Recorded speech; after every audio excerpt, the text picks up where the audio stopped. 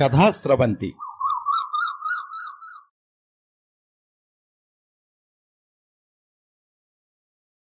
Quit India కథ రచన దేవినేని శ్రీహర్ష.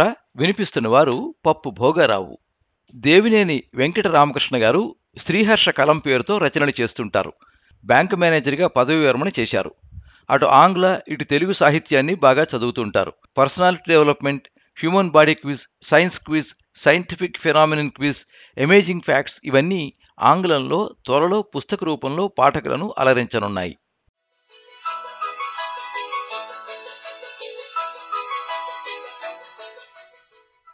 దీప్తి చక్కగా సర్దిన ఇల్లే మరోమారు సర్దుతోందన్న మాటే గాని ఆమె దృష్టంతా బయటే ఉంది. కారు వచ్చే శబ్దం వినపడుతుందేమోనని ఎదురుచూస్తోంది.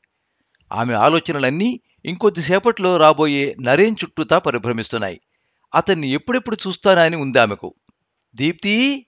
లోపల నుండి వినవచ్చిన తల్లి పిలుపుకు వస్తున్నా అంటూ ఆమె దగ్గరకు వెళ్ళింది. నాన్నగారు అంకుల్ వాళ్లను ఎయిర్పోర్ట్ నుండి తీసుకువచ్చే వేళ అవుతోంది.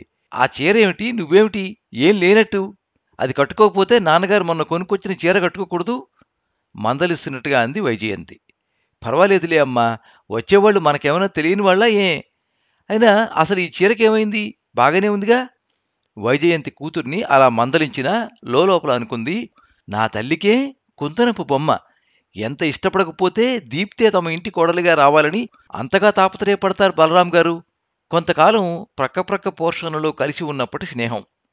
ఆ స్నేహాన్ని బంధుత్వంగా మార్చుకోవాలని తమకెంతగా ఉన్నా అబ్బాయి తమకు అందుబాటులో లేడన్నట్లుగా భావించి తమంత తాము అడగలేకపోయినా అదేం పట్టించుకోకుండా అబ్బాయి స్టేట్స్ నుంచి అనుకోకుండా వచ్చాడు. నెల రోజుల్లో వెళ్ళిపోవాలంటున్నాడు. మళ్ళీ ఇప్పట్లో ఇండియాకు రావడం కుదరదట. వాడికి కూడా దీప్తిని చేసుకోవాలనుంది. మేము ముగ్గురం బయలుదేరి వస్తున్నాం. అన్ని విషయాలు మాట్లాడుకోవచ్చు అని ఉత్తరం రాశారు. ఆమె ఆలోచనలు తెగకుండానే కారు వస్తున్న శబ్దం వినపడింది. దాంతో చేస్తున్న పనిని ఆపి సింకులో చేయి కడుక్కుని గబగబా బయటకు వచ్చింది, కారు దిగిన వాళ్లకు ఎదురు వెళుతూ. రెండన్నయ్య గారు, రెండి వదినా అంటూ భ్రమరాంబ చేతిని సాదరంగా అందుకుని ఆహ్వానించింది. నరేన్ కారు నుండి దిగకపోవడం గమనించి కారులో అతనితో పాటు కూర్చున్న కమల్ను పిలుస్తూ, కమల్, బావగారిని లోనికి తీసుకురా అంది వైజయంతి. రారంట, దీప్తక్క వచ్చి పిలిస్తేనే వస్తారంట, లేకపోతే వెనక్కి వెళ్ళిపోతానంటున్నారు. కమల్ మాటలకు నవ్వుకుంటూ మిగతా వాళ్ళని అనుసరించింది ఆమె. వంటింట్లో లేని పని కల్పించుకుని చేస్తున్నట్టు నటిస్తున్న కూతురిని చూసి నవ్వొచ్చింది వైజయంతికి. చాలేగాని బయటికి వెళ్ళి నరేన్నట లోపలికి రమ్మని ఆహ్వానించు. కారులోనే ఉన్నాడింకా. నువ్వు వెళ్ళి స్వయంగా పిలవకపోతే అటించటే వెళ్ళిపోతానంటున్నాడు. దీప్తి మొహం సిగ్గుతో ఎర్రబడింది. అమ్మతో మళ్లీ చెప్పించుకోకుండా వంటింట్లో నుండి బయటికొస్తూ తనకెదురొస్తున్న భ్రమరాంబను బావున్నారా అత్తయ్య అంటూ పలకరించి డ్రాయింగ్ రూంలోకి అడుగుపెట్టి, నమస్తే అంకుల్ చేతులు జోడించి బలరాం గారిని విష్ చేసి ఇప్పుడే వస్తాను అని ఆయనకు చెప్పి బయటకొచ్చింది. అలా వెళ్తున్న దీప్తి వంక తృప్తిగా చూసింది భ్రమరాంబ. దీప్తి చాలా అందంగా ఉంటుంది. చక్కని కనుముక్కు తీరు. అందచందాల కన్నా దీప్తిలో భ్రమరాంబను అయస్కాంతంలో ఆకర్షించే అంశం ఒకటుంది. అది ఆమె జడ. పొడుగ్గా ఉన్న జడ ఉన్నవాళ్లు ఆమెకు బజారులో ఎక్కడ కనిపించినా వాళ్లు తనకు కనపడినంత మేర అలా చూస్తూ ఉంటుంది ఆమె వాళ్లను.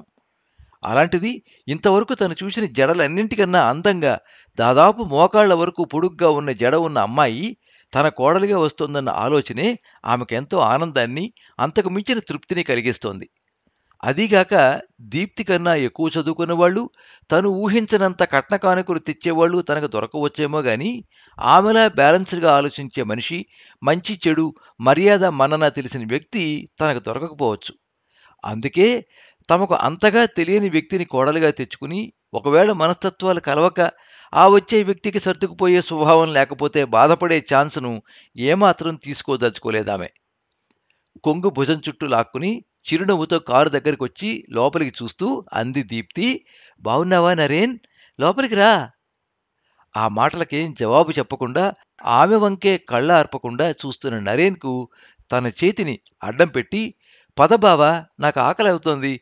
మా దీప్తక్కను అంతగా చూడాలనుకుంటే ఎదురుగా కూర్చుని భోంచేస్తూ చూద్దువుగాని అన్న కమల్ మాటలకు ఇద్దరికీ నవ్వొచ్చింది. అతను కారు దిగిన తర్వాత ఆమె వెనుదిరిగి ముందుకు వెళ్లబోతూ ఉంటే ఆపి, ఇది నీకు అంటూ చేతిలో ఉన్న గులాబీని ఆమెకు అందించాడు నరేన్. తన కోసం తెచ్చిన ఆ గులాబీని అందుకుని, థ్యాంక్స్ నరేన్, గులాబీనిచ్చినందుకు కాదు, దానిని నా కోసం ప్రత్యేకంగా తెచ్చినందుకు మనస్ఫూర్తిగా అంది దీప్తి. అసలు నేను వచ్చిందే నీకోసం దీప్తి, అభిమానంగా అన్నాడు నరేన్ ఆమె వంక ఆరాధనాపూర్వకంగా చూస్తూ. కళ్ల ముందు అసలు సిసలు తెలుగు సినిమాలో హీరో హీరోయిన్ల మధ్య జరిగే సంఘటనలా, సంభాషణల్లా అనిపించి అబ్బురంగా చూస్తున్నాడు కమల్ వాళ్ళిద్దరిని. అతని మాటలు ఆమెకు ఆనందాన్ని, సిగ్గును కలిగించాయి.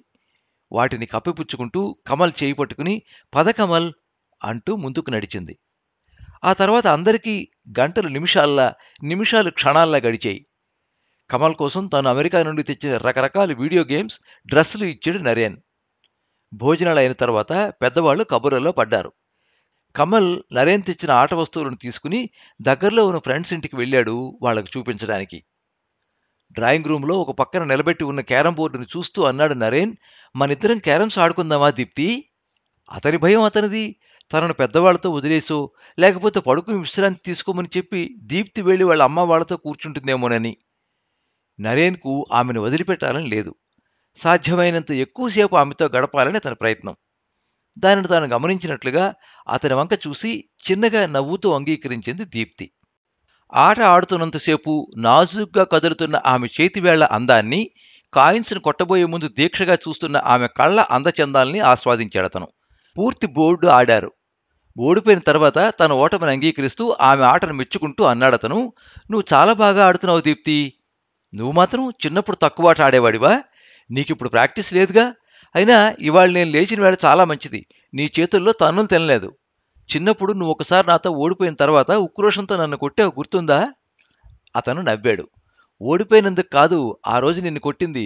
నన్ను ఏమైనా సరే ఆటలో ఓడించాలన్న పంతంతో బోర్డు మీద ఉన్న నీ కాయిన్ను నాకు తెలియకుండా తీసి పక్కన పెట్టి అది అంతకుముందే వేసేసానని అబద్ధం చెప్పి రెట్టించినందుకు. తను నవ్వేసి, నువ్వు ఆ రోజు కొట్టడం మంచిదే అయింది నరేన్. అప్పటి నుండి ఇప్పటి వరకు కనీసం అబద్ధమైనా ఆడలేదన్నది నిజంగా నిజం. అతని వంక అభిమానంగా చూస్తూ అంది దీప్తి. టైం చూసుకున్నాడతను. 4 కావస్తోంది. అలా బయటికి వెళ్దామా? తలూపింది దీప్తి తనకేం అభ్యంతరం లేదన్నట్లు. అరగంటలో రెడీ అయ్యి ఇంట్లో చెప్పి బయలుదేరారు. కారు దగ్గరకు వస్తూ అడిగాడు నరేన్, నీకు డ్రైవింగ్ వచ్చా దీప్తి? రాకపోతే నేను నేర్పుతాను. ఆ అవకాశం నీకు లేదులే. ఎప్పుడైనా అవసరం రావచ్చని నాన్నగారు నేర్పించారు. చూడు నా డ్రైవింగ్ ఎలా ఉంటుందో. తనే డ్రైవింగ్ సీట్లో కూర్చుంటూ అంది దీప్తి. ఆమెనే పరీక్షగా చూస్తూ అన్నాడు నరేన్, నీకు జీన్స్ షర్ట్ బాగుంటాయి దీప్. నాకు చీరలో ఉంటేనే ఇష్టం, మిగతావన్నీ చాలా కష్టం. అది సరే, ఆ పిలిపేమిటి చక్కగా దీప్తి అని పిలవక? లేకపోతే చిన్నప్పుడు నన్ను ఏడిపిస్తూ పిలిచేవాడివే దీపి అని, అలా పిలువు. అమెరికాలో ఇలా స్లోగా డ్రైవ్ చేస్తే ఫైన్ వేస్తారు. ఇది ఇండియా కదా, ఇక్కడ ఫాస్ట్గా వెళ్తే ఫైన్ వేస్తారు నవ్వుతూ అందామె. సరే, ఎక్కడకు? నీ ఇష్టం. నా ఇష్టం సరే, నీ ఇష్టం కూడా చెప్పు. ఎక్కడికైనా సరే కొంచెం తీరిగ్గా కూర్చుని మనం ఒక్కళ్ళ కళ్ళల్లోకి ఇంకొకళ్ళు చూసుకుంటూ మాట్లాడుకోవడానికి వీలుండే చోటుకు. పోనీ ఏదైనా హోటల్కి వెళ్దాం ముందు. అక్కడ అరగంట గడిపి తర్వాత మళ్ళీ ఆలోచిద్దాం ఎక్కడికి వెళ్లాలో. సరే. క్షణం మౌనంగా ఉండి అడిగింది దీప్తి, అమెరికన్ లైఫ్ ఎలా ఉంది నరేన్? ఇక్కడికన్నా చాలా బాగుంది. అక్కడి జీవితంతో పోలిస్తే ఇదో నరకం. మరి ఈ నరకానికి ఎందుకు వచ్చావు? కొంచెం సీరియస్గానే అడిగిందామె. ఇక్కడ ఒక అమ్మాయి ఉంది. ఆ అమ్మాయి అక్కడ రోజు నా కలల్లోకి వస్తోంది. తనని ఇక్కడి నుంచి తీసుకువెళ్దామని. ఆ అమ్మాయికి అక్కడికి రావడం ఇష్టం లేకపోతే? అతను ఉలిక్కిపడి అది ఆమెకు తెలియకుండా సర్దుకుని అన్నాడు, తను అలా అంటుందని నేను అనుకోవడం లేదు. నాకు తనంటే ఎంత ఇష్టమో తనకు నేనంటే అంత ఇష్టం ఉంటుందని నా నమ్మకం. ఆమె ఏదో అనాలనుకుని మళ్ళీ అంతలోనే ఆగిపోయి కొన్ని క్షణాలు మౌనంగా ఉండిపోయింది.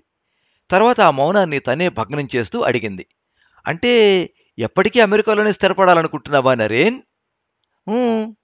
ఇండియాకు తిరిగి రావాలని లేదా నీకు అసలు? ఏముంది ఇక్కడ? ఏమీ లేదా? సాలోచనగా అంది దీప్తి. అఫ్కోర్స్ నువ్వు ఒకదానివి కనపడుతున్నావు. కారు హోటల్లోకి తిరిగింది. పార్క్ చేసి దిగి లోనికి నడిచేరిద్దరు. బేరర్ వచ్చిన తర్వాత ఆమెనడిగి ఆర్డర్ ఇచ్చాడతను. షికాగో బాగుంటుందా నరేన్? ఆసక్తిగా అడిగింది దీప్తి. నాకు చాలా ఇష్టం. ఆమె మాటలకు నవ్వాడతను అర్థమైనట్లుగా. దీప్తి నరేన్ వంక సూటిగా చూస్తూ అంది, నువ్వుంటున్నావని కాదులే. నువ్వుండబోతున్నందుకా? దానికి ఆమె సమాధానం చెప్పలేదు. నవ్వి ఊరుకుంది. ఇంతలో బేరర్ వచ్చాడు. తర్వాత దీప్తి వాటిని తింటూ మౌనంగా ఉండిపోయింది. అతనే అడిగాడు, ఏం మాట్లాడడం లేదే? ఏదో ఆలోచిస్తున్నాను. అదేమిటో నేను తెలుసుకోకూడదా? తెలుసుకోకూడదా అని కాదు అడగాల్సింది, తెలుసుకోవచ్చా అని. ఎలాగైతే నేనులే, నా భావం నీకు అర్థమైంది కదా. తర్వాత ఎక్కడికి వెళ్దామా అని. గుడికి వెళ్దామా? నీ ఇష్టం. నరేన్ బిల్ పే చేశాడు. బయటకు వచ్చిన నరేన్ బిల్ పే చేశాడు. బయటకు వచ్చిన తర్వాత అతను కారు వైపు వెళ్ళబోతుండగా అంది దీప్తి, ఎదురుగా మ్యాగజైన్ షాప్ ఉంది, అక్కడికి వెళ్ళొద్దాం. తలూపాడతను. రోడ్ క్రాస్ చేసి ఆ షాప్కి వెళ్ళారు. అక్కడ తమకు కావలసినవి తీసుకున్నారు ఇద్దరు. అక్కడి నుండి తిరిగి వస్తూ ఉండగా అడిగింది దీప్తి తనను వేధిస్తున్న ప్రశ్నను. ఇండియాకు వచ్చి స్థిరపడ్డం నీకు సాధ్యపడదా నరేన్? నువ్వెందుకంత పట్టుదలగా ఉన్నావో నాకు అర్థం కావడం లేదు Deepti. Why are you so particular about it? You can enjoy life in States. అయినా నాతో జీవితాన్ని పంచుకోవడానికి ఇదో పెద్ద ఇష్యూలా కనపడుతోందా నీకు? Don't bother about such things Deepti. నువ్వంటే నాకు. అతనింకా ఏదో చెప్పబోతున్నాడు. ఇంతలో వాళ్ళ దారికి అడ్డంగా ఒక అవిటి వ్యక్తి కర్ర సాయంతో ఎదురొచ్చాడు. బాబూ, 2 రోజుల నుంచి అన్నం లేదు, కొంచెం ధర్మం చేయండి అయ్యా. నరేన్కు ఆపుకోలేనంతగా కోపం వచ్చింది. డర్టీ పీపుల్స్, డర్టీ కంట్రీ అని అతడి నుంచి తప్పించుకుంటూ తనను దాటి కొంచెం ముందుకెళ్లిన దీప్తి చేతులు తన చేతిలోకి తీసుకుని వస్తున్న వాహనాలను తప్పించుకుంటూ రోడ్ క్రాస్ చేశాడు. తర్వాత గుడికి వెళుతుండగా అంది దీప్తి, ఇంకేమన్నా చెప్పు నరేన్. అది సరే, 4th generation 5th generation computers అని చదివాను ఎక్కడో, అవేమిటసలు? ఆమె మామూలుగా మాట్లాడడంతో అతను కుదిరిపడ్డాడు. అతను కూడా మామూలుగా అయ్యి ఆమెకు అర్థమయ్యేలా చెప్పసాగాడు. గుడికి చేరుకున్న తర్వాత ఆమె గుడి చుట్టూ తిరిగి 3 సార్లు ప్రదక్షిణం చేసింది. ఆమె చేతులు 2 జోడించి భక్తితో తిరిగితే అతడు ఆమెతో పాటు గుడి గోడలపై పెయింట్ చేసిన దశావతారాల బొమ్మలను చూస్తూ తిరిగాడు. తర్వాత ఆమె నరేన్ బయట తీసుకున్న కొబ్బరికాయను పూజారికిచ్చి అతను లోపల పూజ చేస్తుండగా కళ్ళు మూసుకుని చేతులు జోడించి 4-5 నిమిషాల ఏకాగ్రతతో భక్తితో దేవుణ్ణి ధ్యానించింది. నరేన్ తన అలవాటు ప్రకారం 1 నిమిషం కళ్ళు మూసుకుని చేతులు జోడించి చెంపలేసుకుని ఆ తర్వాత ఆమెనే గమనించసాగాడు. ఆ సమయంలో దీప్తి మొహంలో కదలాడుతున్న ప్రసన్నత అతన్ని ముగ్ధుణ్ణి చేసింది. బయటకు వచ్చిన తర్వాత, ఈసారి నువ్వే డ్రైవ్ చేయి నరేన్, కానీ బెటర్ లేట్ దాన్ నెవర్ అన్న విషయం గుర్తుంచుకో. అతడు అంతకుముందు తన డ్రైవింగ్ గురించి అన్న మాటలు గుర్తుకొచ్చి అంది దీప్తి నవ్వుతూ. అతను నవ్వేశాడు. ఇంటికి చేరుకున్న తర్వాత దీప్తి లోపలికి వెళ్లి 5 నిమిషాల తర్వాత మళ్లీ తిరిగి కారు వైపు వెళ్లడం చూసి అడిగింది వైజయంతి. మళ్లీ ఎక్కడికి దీప్తి? అంకుల్ వాళ్ళు బజార్ నుండి వచ్చేస్తారు. ఇప్పుడే 1 గంటలోపు వచ్చేస్తానమ్మా, కొంచెం పనుంది. మోహన వాళ్ళ ఇంటికే వెళ్లేది. నరేన్, ప్లీజ్ ఎక్స్క్యూజ్ మీ, తప్పనిసరి వెళుతున్నాను. ఇట్స్ ఆల్ రైట్ దీప్తి, కానీ తొందరలో ఇందాక నువ్వు నాకు చెప్పిన విషయం మర్చిపోకు. బెటర్ లేట్ దాన్ నెవర్ నవ్వుతూ అన్నాడు నరేన్. అన్నట్లు గంటలోపి తిరిగి వచ్చింది దీప్తి. తరువాత బలరాం గారితోనూ భ్రమరాంబతోనూ నవ్వుతూ వాళ్లను నవ్విస్తూ మాట్లాడింది. వాళ్ల ముగ్గురికి తను గీసిన పెన్సిల్ స్కెచెస్, వేసిన పెయింటింగ్స్ చూపించింది. కాలేజీలో తనకు మొదటి బహుమతి సాధించి పెట్టిన జాతీయ సమైక్యత అన్న విషయం మీద వేసిన పెయింటింగ్స్లో తను చెప్పాలనుకున్న దాన్ని ఏ విధంగా రంగుల కలయిక ద్వారా తెలియచేశానో అర్థమయ్యేటట్టు చెప్పింది. ఇదంతా అయిన తర్వాత కమల్ తను వేసిన బొమ్మలను తీసుకొచ్చి చూపించేసరికి వాళ్ళందరికీ ఆపుకోలేనంతగా నవ్వొచ్చింది. మా బొండాం టీచర్ అన్న టైటిల్తో నవ్వొచ్చే విధంగా గీచిన ఆమె క్యారికేచర్, స్త్రీ చేసే ఇస్త్రీ అన్న టైటిల్తో ఒక స్త్రీ తన భర్తను ఉతుకుతున్నట్టు గీసిన బొమ్మ, అవి తమకు ఎప్పుడు గుర్తొచ్చినా నవ్వొచ్చి తీరుతుంది అనిపించాయి వాళ్ళకి. ఆ నవ్వులు ఆగిన తర్వాత కమల్ కూల్గా చెప్పాడు, ఇప్పుడు మీ అందరికీ నేను రహస్యం చెప్పేస్తున్నాను. అంకుల్, ముందు మీరు ఆ తలుపు దగ్గర అడ్డం లేవండి. చెప్పంగానే నన్ను నేను రక్షించుకోవడానికి పారిపోవాలి. మీరెంతగానో ఎంజాయ్ చేసిన స్త్రీ చేసే ఇస్త్రీకి ప్రేరణ 100కి 100 పాళ్ళు మా అమ్మే. ఆ తర్వాత ఆ ఇంట్లో దద్దరిల్లిన నవ్వు సద్దుమణగడానికి చాలా టైం పట్టింది. భోజనాలు అయిన తర్వాత అసలు విషయం ప్రస్తావనకు తీసుకొచ్చారు దీప్తి నాన్నగారు. విషయం చెప్పి, నేను అవసరం లేదు, తనకు సరేనంటే ఇష్టమే అని చెప్పినా అంకుల్ వినడం లేదు దీప్తి. నీ ఇష్టాల్ని ఆయన స్వయంగా తెలుసుకోవాలనుకుంటున్నారు. నీ మనసులో ఏముందో చెప్పు. దీప్తి 2-3 క్షణాలు మాట్లాడలేదు. ఆ తర్వాత నెమ్మదిగా లేచి లోపలి గదిలోకి వెళ్లి టేప్ రికార్డర్ తీసుకొచ్చి ప్లగ్ పెట్టి, నా మనసులో ఏముందో ఇప్పుడు మీరందరూ వినండి అంకుల్. నేను చెప్పాలనుకున్నది మామూలుగా చెప్పలేనేమో అని అనిపించి సాయంకాలం రికార్డు చేశాను. అయితే నేను రికార్డు చేయని విషయం ఒకటి ఇప్పుడు చెబుతున్నాను అంకుల్. నేను రికార్డు చేసింది మీకు వినిపించడానికి నాదో కండిషన్ ఉంది. అదంతా విన్న తర్వాత మీరు మీ ఎమోషన్స్ని కంట్రోల్ చేసుకోవాలి. మీ అందరికీ నేనంటే ఉన్న ఇష్టం వల్లే ఈ విషయం గురించి ఇప్పుడు ఇక్కడ ఉన్నారని తెలుసు. అలాగే ప్రతి ఇష్టానికి కొన్ని పరిమితులు, కొన్ని అవధులు ఉంటాయని తెలుసు. ఇది విన్న తర్వాత మీరు మీ మీ ఎమోషన్స్ కంట్రోల్ చేసుకున్న దాన్ని బట్టి నేనంటే మీకు ఇష్టం అన్న విషయం మీద నేను ఏర్పరచుకున్న నమ్మకానికి పునాదులు గట్టివో కాదో తెలుసుకుంటాను. అవి గట్టివి కావని తెలిసే పక్షంలో బహుశా మీకు నేను ఇక కనపడకపోవచ్చు. గట్టివే అని రుజువైతే ఈ టేపులో మీరు వినే నా నిర్ణయానికి సడలింపు ఉంటుంది. అయితే ఇందుకు ఏ వ్యక్తి మనస్తత్వం వల్ల, ప్రవర్తన వల్ల నేను ఈ నిర్ణయానికి వచ్చానో ఆ వ్యక్తిలో పశ్చాత్తాపం వల్ల పూర్తి మార్పు, అది ఈ దేశానికి ఉపయోగపడే మార్పు రావాలి. అందరూ ఆశ్చర్యంగా దీప్తి వంక చూస్తున్నారు. తాము ఎన్నడూ చూడని మనిషిని చూస్తున్నట్లు, ఎప్పుడు చూసే మనుషులో తాము ఎన్నడూ ఎరగని మనసును కనుగొన్నట్లు. దీప్తి నాన్నగారు దీప్తిని వారించబోతుంటే బలరాం గారు అడ్డుపడ్డారు ఆయన భుజం తట్టి. ఒకసారి భార్య వంక, నరేన్ వంక చూసి దీప్తి వంక వాత్సల్యంగా చూస్తూ, టేపును ఆన్ చేయి తల్లి అన్నారు నవ్వుతూ బలరాం గారు. నరేన్కు ఏదో కొంచెం అర్థమైనట్లుగాను, చాలా అర్థం కానట్లుగాను ఉంది. ఎందుకో తెలియని టెన్షన్ ఫీల్ అవుతున్నా అతను తండ్రి మాటలకు తన అంగీకారాన్ని సూచిస్తున్నట్టు తల ఊపాడు. దీప్తి చాలా రిలాక్సింగ్గా ఫీల్ అయింది. టేపును ఆన్ చేసి వచ్చి కుర్చీలో కూర్చుంది. అక్కడంతా నిశ్శబ్దం అలుముకుంది. జడత్వానికి ప్రతీకలా ఉన్న ఆ నిశ్శబ్దాన్ని చీలుస్తూ వస్తున్న నవ చైతన్యానికి మరో పేరులా టేపు నుండి వినవస్తున్నాయి దీప్తి మాటలు. నరేన్, నిన్న రాత్రంతా నాకు నిద్రలేదు. అందరూ పడుకుని నిద్రపోతుంటే గదిలో లైట్ తీసేసి కిటికీలో నుంచి బయట మసక వెలుతురులో లీలగా కనపడుతున్న చెట్లను, వాటిపై తన కాంతిని ప్రసరింపచేస్తున్న చంద్రుణ్ణి చూస్తూ నిల్చున్నాను చాలాసేపు. నా కళ్ళు చూస్తున్నది వాటినే అయినా నా మనసంతా ఆక్రమించుకున్నది నువ్వు, మనం ఎక్కువగా కలిసిమెలిసి ఉన్న మన బాల్యం. మనం కలిసి స్కూల్కి వెళ్లడం, సాయంకాలం పూట రకరకాల ఆటలు ఆడడం, నీతో లెక్కలు చెప్పించుకోవటం, అలా చెప్పించుకుంటూ మధ్య మధ్యలో నీతో ముట్టించుకోవడం. అసలు నీకు తెలుసా నరేన్, ఒక్కోసారి నాకు లెక్క అర్థమైనా అర్థం కానట్లు నటించేదాన్ని. నువ్వు అడిగినప్పుడు కావాలని జవాబు తప్పు చెప్పేదాన్ని. నీతో అలా ముట్టించుకోవడం నాకు బాగుండేది. ఒక్కోసారి నొప్పి అనిపించి ఏడుపొచ్చి ఏడ్చేస్తే నువ్వు గడ్డం పట్టుకుని బ్రతిమాలడం నాకు ఇంకా బాగుండేది. ఇవాళ నువ్వు వచ్చిన దగ్గర నుండి మనం సాయంకాలం బయటికి వెళ్లే వరకు నాకు నీతో ఉన్న ప్రతిక్షణం అపురూపంగా అనిపించింది. ఆ తర్వాత జరిగిన 2 విషయాలు నా సంతోషాన్ని ఆవిరి చేసేసాయి. నీకు గుర్తుండే ఉంటుంది, సాయంకాలం కేవలం కాలం గడపడం కోసం మనకు ఆకలిగా లేకపోయినా హోటల్కి వెళ్ళాం. మనం మ్యాగజైన్స్ తీసుకుని వచ్చేటప్పుడు 2 రోజుల నుండి తిండి లేదని ఒక అవిటి వ్యక్తి ధర్మం చేయమని ప్రాధేయపడ్డా బేరర్కి టిప్పుగా 5 రూపాయల నోటు ప్లేట్లో వదిలిన నువ్వు కనీసం 5 పైసలు అతనికి ఇవ్వలేకపోయావు. కష్టంలో ఉన్న సాటి మనిషి మీద ఆ మాత్రం దయ, జాలి, సానుభూతి, ప్రేమ చూపలేకపోతే మనుషులుగా మనకు విలువెక్కడుంటుంది నరేన్? మనిషి జన్మకు సార్థకత ఎక్కడుంది? నువ్వు నన్ను అడగచ్చు, నన్ను ఇలా ప్రశ్నిస్తున్న నువ్వు అప్పుడే అతనికి ఎందుకు సాయం చేయలేకపోయావని. నీతో కలిసి బయటకు వెళుతున్నప్పుడు నాకు డబ్బుతో అవసరం ఉండదని అనుకోవడం నా పొరపాటే అని ఒప్పుకుంటున్నాను. అసలు ఏమిటి నీ గొప్ప నరేన్? విధి ఆ వ్యక్తిని చిన్నచూపు చూడకుండా ఉండి నీకున్న అవకాశాలే అతనికి అందుబాటులో ఉంటే అతను నీ స్థితిలో ఉండేవాడు కాదా? It is so happen that he is in that position and you are in this position. దీనిని కాదనగల ధైర్యం నీకుందా?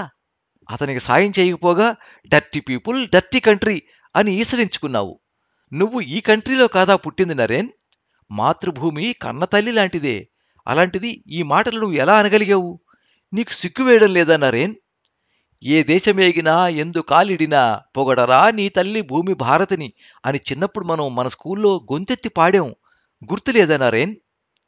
ఈ దేశపు గడ్డపై పుట్టి, ఈ దేశపు గాలి పీల్చి పెరిగి, ఈ దేశ ప్రజలతోనే ఈ మాటలను అనగలిగావంటే నీ సంస్కారం, నీ విజ్ఞత నాకు చాలా బాగా అర్థమయ్యాయి. ఈ దేశపు సంస్కృతి నాకు ఉగ్గుపాలతో నేర్పిన శాంతి, సహనం నువ్వు ఈ మాటలన్న క్షణంలో నశించిపోయి నా రక్తం ఉడికెత్తి నా బాల్య స్నేహితుడి నుండి, నాకు తెలిసిన వ్యక్తి నుండి, అందులోనూ నా జీవిత భాగస్వామిగా ఎవరినైతే ఎంచుకోవాలనుకున్నానో ఆ వ్యక్తి నోటి నుండే విన్నందువల్ల కలిగిన దిగ్భ్రమలో నిన్నేమీ చేయలేకపోయాను. ఆ సమయంలో నా హ్యాండ్ బ్యాగ్లో నువ్వు ఏ దేశంతో అయితే నా దేశాన్ని నాతో ఉన్న ఆ కొద్దిసేపు పోల్చి ఎగతాళిగా మాట్లాడావో ఆ దేశపు స్త్రీలకు మళ్ళీ తమ ఆత్మరక్షణార్థం ఒక రివాల్వర్ ఉంచుకున్నట్లయితే ఆ క్షణంలోనే మరేమీ ఆలోచించకుండా దాంతో నేను షూట్ చేసి చంపేసేదాన్నేమో. నీ మీద నాకు చాలా ఇష్టం ఉండడానికి ఇంకో ముఖ్య కారణం ఉంది. నీకు తెలుసా నరేన్? అది నీ పేరు నరేన్. ఈ 3 అక్షరాల కలయికతో ఏర్పడ్డ ఆ పేరన్నా, ఆ పేరు గల వ్యక్తి వివేకానందుడు ఈ దేశానికి గడించిన ఖ్యాతి, ప్రపంచ దేశాల్లో ఈ దేశానికి పునఃప్రతిష్ఠించిన ఔన్నత్యం, గౌరవం గుర్తుకు తెచ్చుకున్నా నా మేలు సంతోషంతో, ఆనందంతో పులకరిస్తుంది. అలాంటి గొప్ప వ్యక్తి పేరు పెట్టుకున్న నువ్వు నా దేశాన్ని నా ముందు అవమానించినట్లే, నువ్వు ఇష్టపడే ఆ దేశానికి తిరిగి వెళ్ళిన తర్వాత ఆ దేశ ప్రజల ముందు కూడా తోలనాడితే వివేకానందుడి గురించి చూచాయిగా విన్న ఏ వ్యక్తి అయినా నిన్ను పిచ్చివాడిని చూసినట్టు చూస్తాడు. నరేన్, ఈ దేశపు గడ్డపై పుట్టిన నువ్వు ఇంత నీచంగా మాట్లాడటానికి సిగ్గుపడకపోయినా నీలాంటి పుత్రుల్ని కన్నందుకు ఈ దేశమాత సిగ్గుపడుతోంది. ఇది నీకు చిన్న విషయంలా కనిపించవచ్చు, కానీ నాకలా కాదు. అందుకే నరేన్, నేను ఈ నిర్ణయం తీసుకుంటున్నది. ఇది నీకు కోపం కలిగించవచ్చు, నా మీద ద్వేషం రగిలించవచ్చు. మన కుటుంబాల మధ్య ఇన్ని సంవత్సరాలుగా ఉన్న స్నేహం, సఖ్యత, సుహృద్భావం అంతరించిపోవచ్చు. వీటన్నిటికీ నేను సిద్ధమే. కారణం నా అంతరాత్మను నేను మభ్యపెట్టుకోలేకపోవడం, నా మనసును నేను సమాధానపరుచుకోలేకపోవడం. ఇప్పటి వరకు సజీవంగా ఉన్న మన చిన్ననాటి స్నేహం, నాకు తెలియకుండానే నేను నీ మీద పెంచుకున్న అభిమానం, మమకారం ఇవేమీ నా నిర్ణయం మీద తమ ప్రభావాన్ని చూపించలేకపోవడాన్ని బట్టే ఈ సంఘటన నన్నెంతగా గాయపరిచిందో, మరెంతగా బాధ పెట్టిందో నువ్వు అర్థం చేసుకోవచ్చు. నా నేస్తంగా నిన్నెప్పటికీ నేను అభిమానిస్తాను, కానీ నా జీవితకాలం నాకు తోడుగా నిలిచే వ్యక్తిగా నిన్ను అంగీకరించలేను. ఇదంతా ఇలా అందరి ముందు చెప్పడం, నిన్ను ఈ విధంగా నిలదీయడం నువ్వు అవమానంగా భావించవచ్చు. కానీ దానికి లక్షల కోట్ల రెట్లు నీ వల్ల నా మాతృభూమికి అవమానం జరిగింది. నువ్వు ఎప్పుడైతే ఆ మాటలన్నావో ఆ క్షణంలోనే ఈ దేశపు గాలిని పీల్చే హక్కు, ఈ దేశపు గడ్డపై నిలిచే అర్హత కోల్పోయావు. అందుకే అంటున్నాను, get away from this holy land. Quit India Naren, quit India.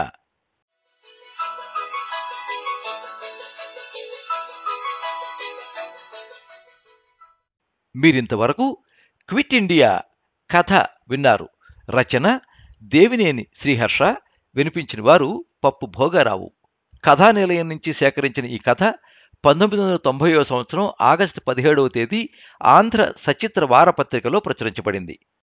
ఈ కథ మీద మీ అమూల్యమైన అభిప్రాయాన్ని కింద కామెంట్ బాక్స్లో రాయండి. ఈ వీడియోని లైక్ చేయండి, మీ మిత్రులందరికీ షేర్ చేయండి. ఇలాంటి మరిన్ని మంచి కథలు వినిపించడానికి ఈ ఛానల్ని సబ్స్క్రైబ్ చేసుకోండి. పక్కనే ఉండే బెల్ ఐకాన్ని క్లిక్ చేస్తే ఇలా అప్లోడ్ చేసే వీడియోల వివరాలన్నీ కూడా మీకు ఎప్పటికప్పుడు నోటిఫికేషన్ ద్వారా తెలుస్తాయి. ఎప్పుడు మీ అభిమానాన్ని కోరుకునే పప్పు భోగారావు. సర్వే జనాః సుఖినో భవంతు. కథా స్రవంతి.